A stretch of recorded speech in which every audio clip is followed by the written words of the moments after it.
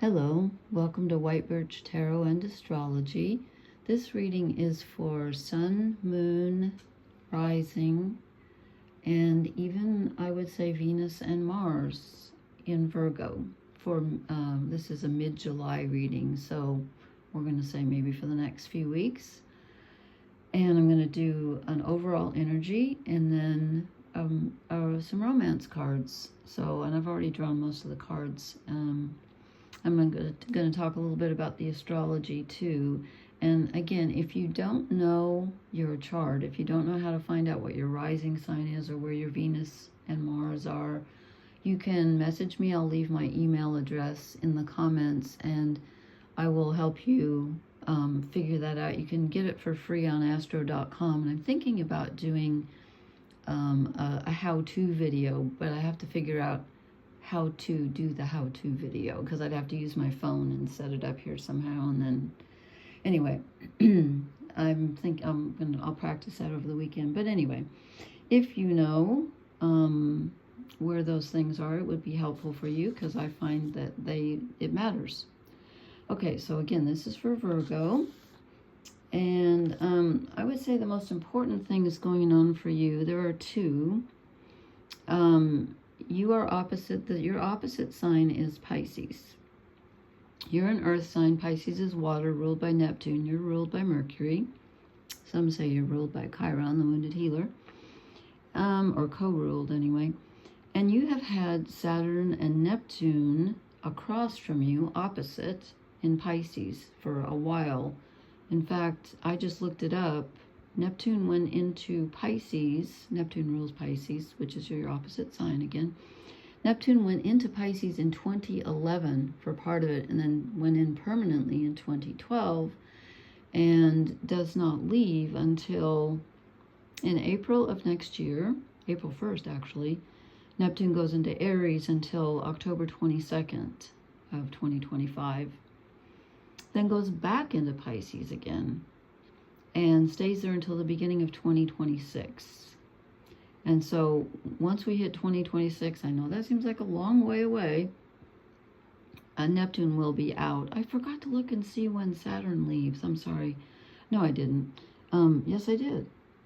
Saturn goes direct in Pisces. They're both retrograde right now. Neptune and Saturn are both retrograde in Pisces. So they're moving, backwards through the sign. And I wrote down that Saturn goes direct in mid-November, but I don't know when. I forgot. I'm sorry. I'll leave it in the comments. I'll look it up after I post. And I will leave it in the comments when Saturn leaves Pisces. But why that's important is because these two planets are opposing you right now. And it depends on where you have planets in Virgo. Although it kind of affects all of Virgo, but mainly it affects like where you have planets at these degrees. So Neptune is at 29 degrees Pisces and then gonna, as I said, move out into Aries and then go back into Pisces. But I think he only hits like 27 degrees of Pisces. So anything at the tail end of Virgo is going to be opposite this Neptune and Pisces. Saturn is at 19 degrees going backwards in Pisces, and I forgot to look up to see how far he goes back, so I will look that up and put it in. But if you have any planets around those numbers, 19 or 29, like 3 or 4 degrees either direction, you'll probably be affected by that. And Neptune can cause some confusion in your life and also some imagination and some romance. And Saturn brings karma. And that can be good or bad. You can manifest, you can reap the harvest, and you can also have some limitations, and it's about boundaries. So you may have been dealing with that for a while. I would think if you have any planets in Virgo, you've had, Neptune go over your whatever's in Virgo sometime since 2011. And let's see, I wrote down, where was I reading?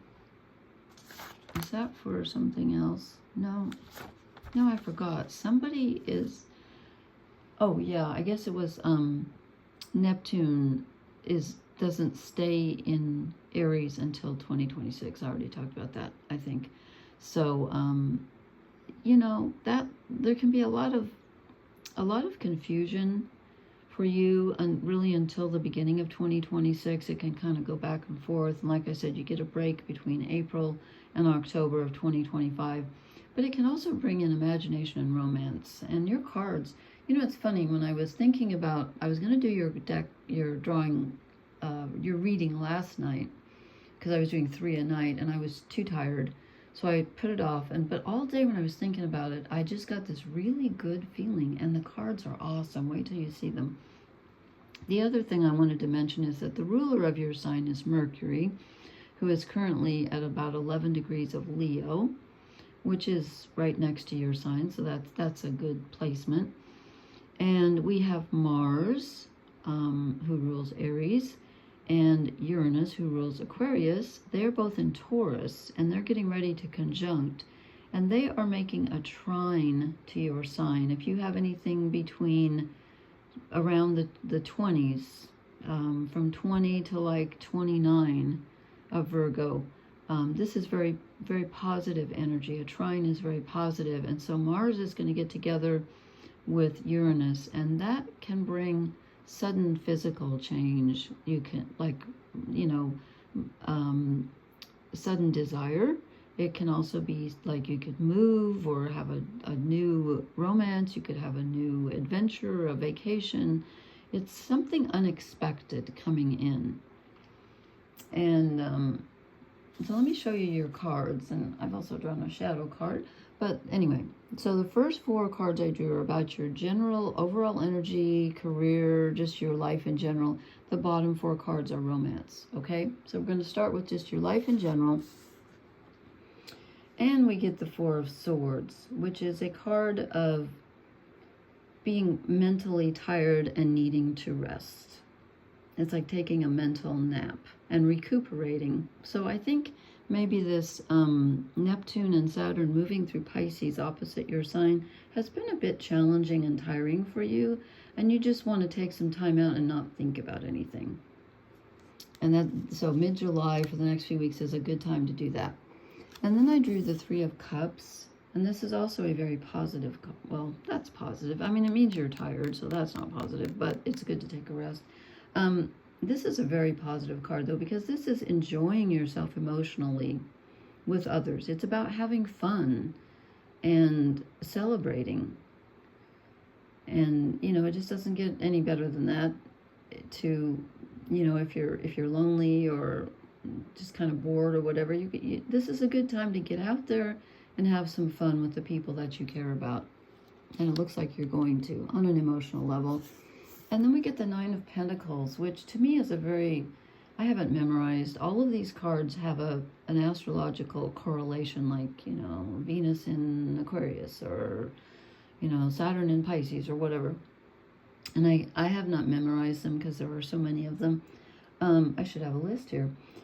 This is the 9 of Pentacles, and I think of this as a Virgo card because it's about, Virgoans are very independent. They like to help others and serve others. They're not as good at serving themselves. They need to take good care of themselves because they're all about service. They're very organized. They pay great attention to detail. Sometimes they can take that a little too far and get worn out. The 9 of Pentacles is where you're feeling very comfortable by yourself, independent, and you're enjoying it. You're enjoying your life by yourself. You're like, I'm good, I'm independent, and I'm in control as much as we can be. And you're feeling pretty good about things right now. You're feeling like you have what you need. And then we get an even better card. We get the 4 of Wands. This is the stepping through a doorway. We have two parallel, sometimes it's wand, well, these are wands, but they've made them into trees. But it's going through a doorway. It's going up a level, like on a spiritual level, because wands are physical and spiritual at the same time, which I love because I hate it when anyone tries to separate the physical from the spiritual as if they're different and one is better than the other. No, they're they're two ways of looking at the same thing. So you move to a new level. Something changes. This Piscean energy, maybe Neptune going through Pisces since 2011 has really changed you. And you have a broader perspective now. And you've actually achieved a new level of awareness on a spiritual level. Your physical life might be better than it was. Things have changed, but this is a very positive energy. Okay, then we're going to move to the romance cards.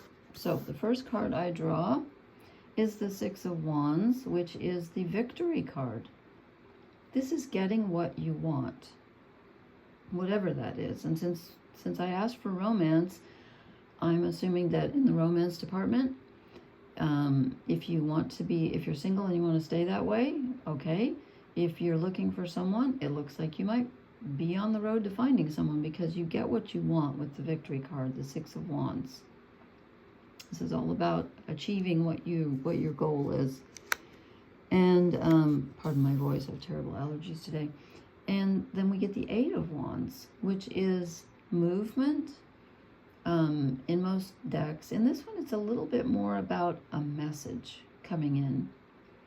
He's looking up and he's seeing things change, but he knows he's pondering anyway. He's figuring out what do those things mean, but there's a change coming, and he's looking to see what the message is for him or her. So this is movement, it's change. And in this deck, it's definitely about information coming in. Information is usually swords, but this is some kind of movement, and I feel it's a message, communication. So something's coming. And again, I said when Mars and Uranus get together, they're trining your sign, because they're in Taurus, another earth sign. And that's going to be some really good energy for you. And then, guess what we get for your romance reading? The Lovers. Oh my gosh. Oh my gosh. So we get victory, getting what you want, something incoming that's, information or something new. You're like, okay, what is this? I think you might meet someone. Is it someone new? Someone old? I don't know. I say old, I don't mean age-wise. I mean someone you've already known. It looks to me like it's something new because of I don't know. Yeah, I'm not positive about that, but it's really interesting. You've got a lot of coupled energy here with the Four of Wands, and then it doubles to the Eight of Wands. I feel like there's a doubling going on here, like you're being joined by someone. The Lovers can be a choice, but it can also be the lovers. And since this is in the romance part of the reading, I'm going with that. And then look what you get for your outcome. The Star. This is like, and also there are two of them. This is a very romantic card in this deck anyway. Okay, there's a third party I didn't see. Maybe it's a baby. Looks like a baby. Anyway, this is blessings. This is your efforts being blessed, literally. And it's about positive energy. This rules Aquarius. Pluto's in Aquarius. And let's see, Aquarius, how does that relate to Virgo? I have to think about that for a minute. I'll have to count on my fingers. That's embarrassing. Okay, so we go Virgo, we go Libra, Scorpio, Sag, Cap, Aquarius. Oh, okay. So you're not in great aspect to Pluto. But, that's okay. I was just thinking because the star rules Aquarius and Pluto's in Aquarius right now. But Uranus rules Aquarius, and Mars, like I said, is getting ready to conjunct Uranus in Taurus, which is going to trine, be a positive aspect for you. It's 120 degrees, which is very positive energy, your sign. So I think there's romance in the air for you. I declare romance for Virgos. I do. And then I drew an overall energy card, and we get another positive card, the King of Cups. Now, this could be you being very in control of your emotions, which appear to be very happy at this time and very lively. He's really feeling his oats, as we say. He's happy. And if you're looking for someone, if you're a female or male, or if you, what I'm trying to say is, if you're looking for a male partner, regardless of what gender you are, then if you're attracting the King of Cups is an extremely artistic, sensitive, kind person. And this, again, this could be you just feeling that energy with, that Piscean energy too. It doesn't have to be bad with Neptune opposite your sign, because Neptune rules imagination and it rules romance. So I see something good coming in for you emotionally. This is feeling in control of your emotions, happy. And again, if the person that you're looking for romantically is of the male persuasion, as we say, it's someone who is very sensitive and kind and compassionate. And this could be you. This could be you just being in control. Okay, so I said, what's the shadow energy for Virgo with all of these wonderful... You got a heck of a reading. You got the best reading by far, so far. And I get the Six of Swords, which I was not expecting. Because I didn't see anything else other than, okay, we got the Four of Swords, which is like, stop thinking and take a mental rest. So maybe there's been something that you've been worried about, because the Six of Swords is moving away from difficult energy into more peaceful, calm waters. So there's something that you need to move away from. That's the shadow side. And the reason it's shadow is not because it's a bad thing that you have to move away. It's that you're having difficulty moving away and letting go. And it's necessary. And it might be feeling a bit sad that you don't want to let it go. We have a lot of Cancer energy, not as much as we did, because Venus just moved into Leo. Well, tonight or tomorrow, Venus moves into Leo out of Cancer. And the sun's still in Cancer and will move into Leo on the 22nd, where the sun will immediately oppose Pluto, which is going to be a little heavy for a couple of days for all of us, I think. But anyway, there's something you might want to ponder about moving away from a sad situation, or maybe not getting stuck in the past in your mind. Something needs to be let go of. Okay, let me pull. I've been pulling 1 or 2 oracle cards for everybody. Let's see what we get for Virgo. This came right out. Mending.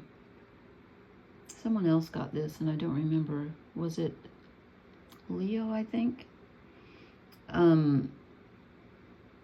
There's something that you're working on that you think needs to be fixed. Do I see that anywhere else? I don't really see anything that needs to be fixed, but let me pull another one. But again, this could be... This isn't really the same as leaving, though. Okay, ponder that. Let me draw another one for... Oops, this one just hopped right out. So, for Virgo. Here and now. So, this goes well with the 9 of Pentacles, because Pentacles are earth, and this is like being here now and just looking around you and saying, I'm grateful for what I have, and things are pretty calm and good right now. So it's just telling you to focus on the present moment and be grateful for what you have. What does it say on the... Oh, it says you are here on the flag. So don't think about the past. Don't think about the future. Just... And I know Virgos tend to be worriers.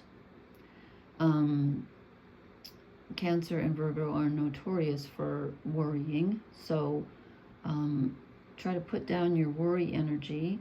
And I'm going to mention this thing that I saw on YouTube. Gosh, was it a week or so ago? I didn't even need to watch the video. I just read the caption. Maybe I've already said this. But it just said, take 1 second. No, I'm sorry, 1 second. That's not long enough. 1 minute. And don't care about anything. And I was like, okay. So I tried it, And oh my God, it was like the weight of the world. I thought, I'm carrying the weight of the world on my shoulders, and I didn't even know it. If you're an empath, and you probably are, you're probably not watching this. It's amazing if you stop. And it's not saying, just don't give a hoot ever about anybody. That's not what it's saying. It's saying just stop just give yourself 1 minute to see what it feels like to not care. And I've been doing this throughout the day whenever I remember to. And it's amazing how light and free it makes me feel, and how much I'm still tired, okay, but I've been doing a lot lately.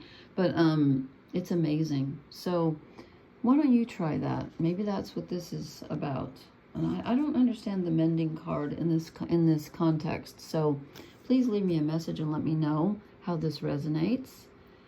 And again, I will leave my email address in the comments if I can help you with your chart, or if you'd like a private reading, either one. So let's see, I guess that's all I need to say. So thank you so much. Please hit the like, share, and subscribe buttons. And I will talk to you later. And remember that, our next full moon is coming up on the 21st of July. And it's in Capricorn at 29 degrees. So it's going to be opposite, it's going to be in good conversation with Neptune at 29 degrees of Pisces. But anyway, this is a very fascinating full moon cycle because we've had 2 full moons in Capricorn. The first one was at 1 degree, and the second one is on July 21st, and it's at 29 degrees of, sorry, my mind just went blank, of Capricorn. That's what I'm talking about. That's trying you because it's an earth sign, so that will be more positive energy for you, and I think that's kind of part of what this is about. It's very good energy for you. That's what I'm trying to say. So okay, anyway, thank you so much. Blessings. Good night.